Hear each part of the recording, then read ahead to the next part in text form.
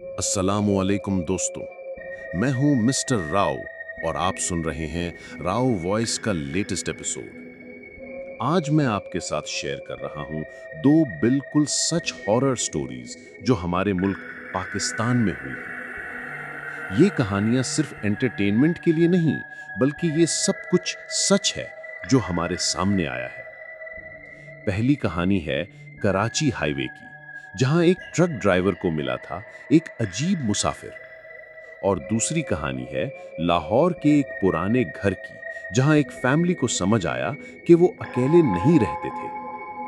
तो दोस्तों, लाइट्स बंद कर लें, कंफर्टेबल हो जाएं और तैयार हो जाएं एक डरावनी सफर के लिए। लेकिन याद रखिए, ये सब कुछ बिल्कुल हकीकत है। चलो शुरू करते हैं। दोस्तों, ये वाकया 2019 का है। कराची से हैदराबाद जाने वाले हाईवे पर एक ट्रक ड्राइवर था। उसका नाम था अकरम भाई, 42 साल का, दो बच्चों का बाप। वो 15 साल से ये रूट चलाता था, हर मोड़ हर ढाबा जानता था। अकरम भाई ऑनेस्ट आदमी था, कभी स्पीड नहीं करता था, कभी ओवरलोड नहीं करता था। उसकी वाइफ हमेशा कहती थी, अल्लाह तुम्हारा हिफाजत करे, रात को अकेले सफर करते हो। उस रात 25 नवंबर 2019 मंडे था। तकरीबन 1:30 बजे वो कराची पोर्ट से टेक्सटाइल का माल लेकर हैदराबाद के लिए निकला। हाईवे बिल्कुल सुनसान थी, सिर्फ ट्रक की हेडलाइट्स और दूर तक फैला हुआ अंधेरा। कुरंगी के पास, जहां हाईवे थोड़ा कर्व करता है, अचानक उसने देखा कि रोड के किनारे एक आदमी खड़ा है, सफेद कमीज शलवार में, हाथ हिला रहा है लिफ्ट मांगने के लिए। डिस्टेंस में वो नॉर्मल लगता था। अकरम रुक गया। ये उसकी आदत थी, मुसाफिरों की मदद करता था।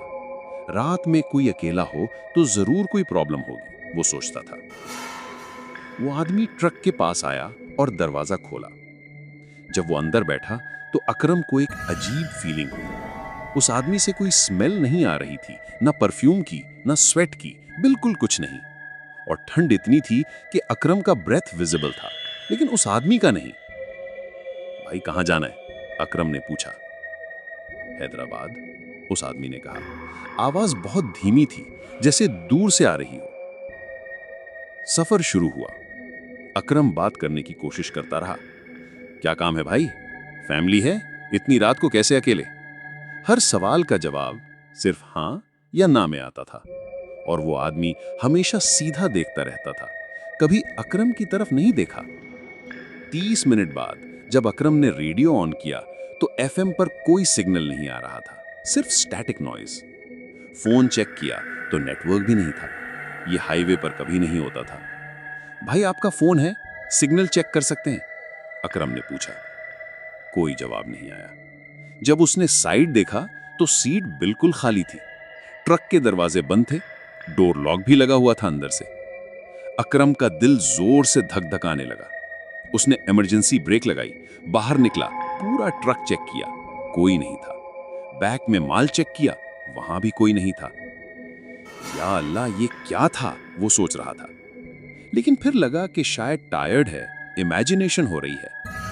घर पहुंचकर जब उसने अपनी वाइफ खदीजा को यह बात बताई तो पहले वो हंसी, तुमने कॉफी ज्यादा पी होगी। लेकिन जब अकरम ने डिटेल में बताया, उस आदमी का ड्रेस, उसकी आवाज, कहां से उठाकर कहां गायब हुआ, तो खदीजा का चेहरा सफेद हो गया।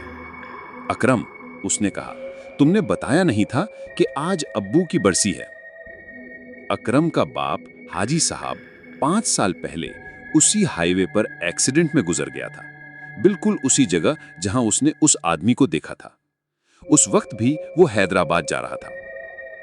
अगले दिन अकरम ने अपने दोस्तों से पूछा जो उसी रूट पर काम करते थे।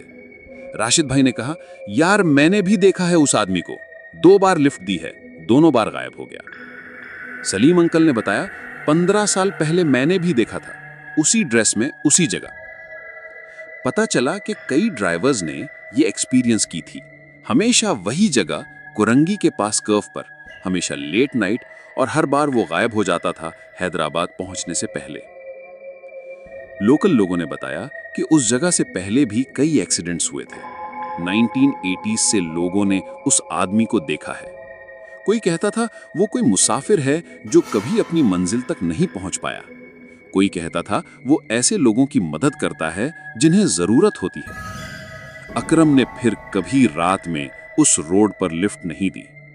लेकिन दोस्तों, आज भी अगर आप उस हाईवे से गुजरेंगे लेट नाइट में, और अगर आप गुड पर्सन हैं जो लोगों की मदद करते हैं, तो हो सकता है आप भी उस मुसाफिर को देख लें। लोकल ड्राइवर्स कहते हैं कि अगर वो आपको लिफ्ट मांगे तो डर मत जाना, वो कोई नुकसान नहीं करता।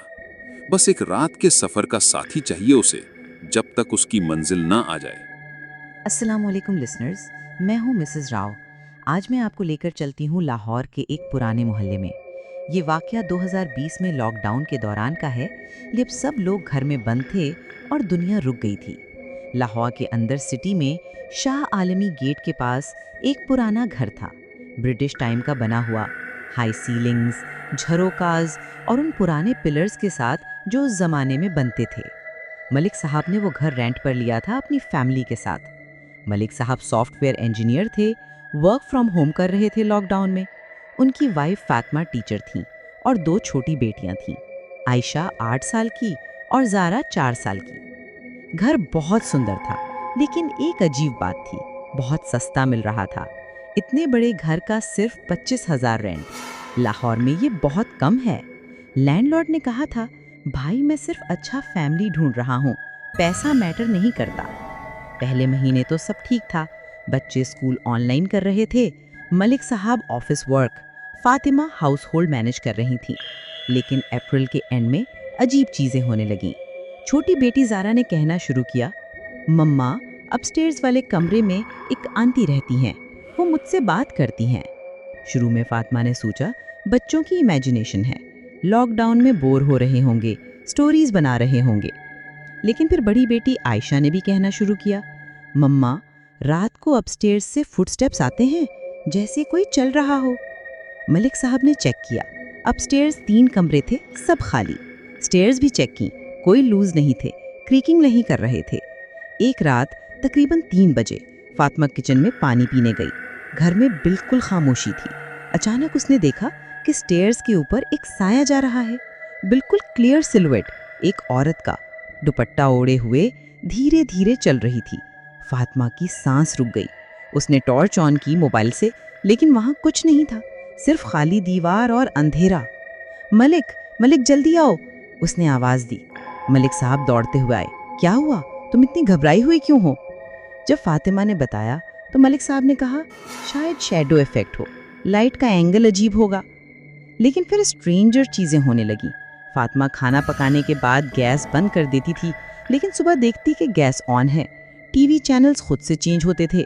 और सबसे अजीब बात, उनकी छोटी बेटी ज़ारा कहती थी कि उस आंटी ने उसे सिखाई है कि कैसे उर्दू लिखना है। मम्मा, वो कहती है कि उसके पास भी एक छोटी बेटी थी, जैसे मैं हूँ।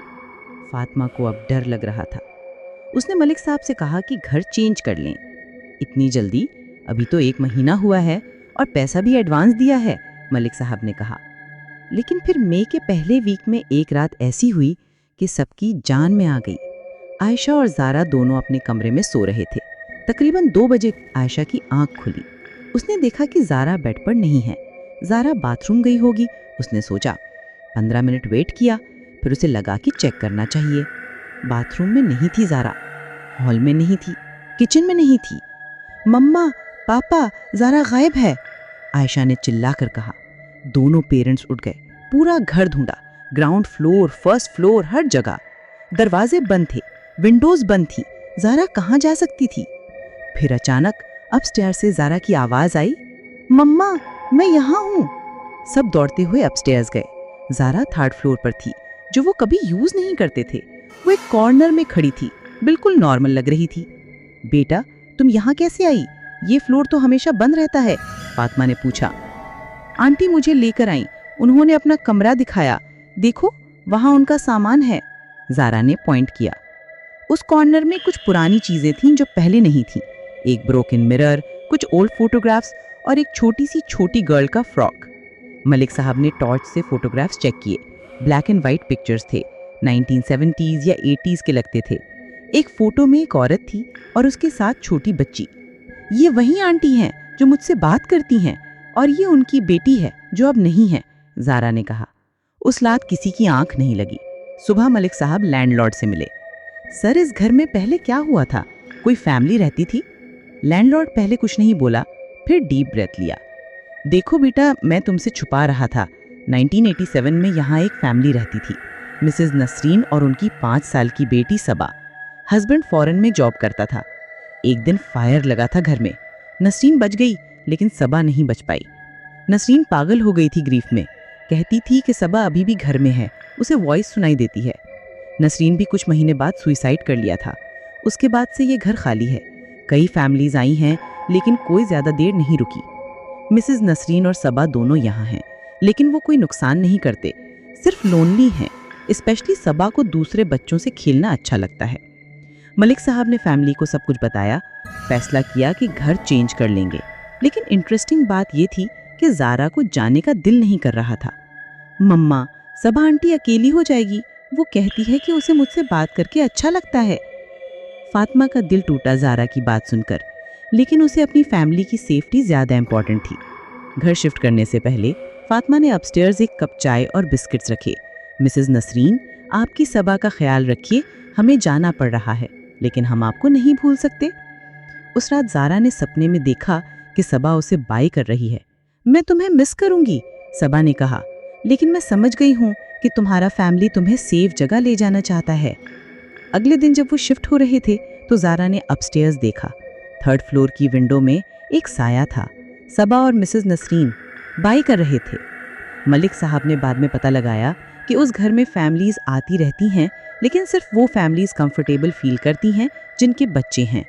मिसेस नसरीन और सबा सिर्फ बच्चों के साथ टाइम स्पेंड करना चाहते हैं। आज भी अगर आप लाहौर के उस पुराने मोहल्ले से गुजरेंगे और अगर आपके घर में छोटे बच्चे हैं, तो हो सकता है वो घर आपको अफोर्डेबल लगे, लेकिन याद रखिए, वहाँ आप अकेले नहीं होंगे। 2 लोनली सोल्स होंगी जो सिर्फ थोड़ा सा प्यार और साथ चाहती हैं। तो दोस्तों, ये थी आज की दोनों कहानियाँ। पहली कहानी बताती है कि कैसे हम मरने के बाद भी अपने लव्ड वन से जुड़े रहते हैं।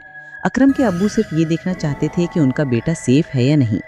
और दूसरी कहानी ये सिखाती है कि हर घोस्ट या स्पिरिट ईविल नहीं होती। कभी कभी वो सिर्फ लोनली होती हैं, प्यार की तलाश में। मिस्टर और राव, मैं मिसेस राव, आप सबका बहुत शुक्रिया। अगर आपके पास भी कोई सच्ची हॉरर स्टोरी है तो कमेंट सेक्शन में शेयर करिए, हम नेक्स्ट एपिसोड में इंक्लूड कर सकते हैं। अल्लाह हाफिज़ दोस्तों, रात में अकेले मत रहिए। और हाँ, अगर कोई अजीब आवाज़ सुनाई दे तो घबराइए मत, हो सकता है कोई तुमसे सिर्फ बात करना चाहता हो। राव वॉइस को सब्सक्राइब करना मत भूलिए और नोटिफिकेशन बेल ऑन कर दिए। मिलते हैं नेक्स्ट हॉरर एपिसोड में। अल्लाह हाफिज़।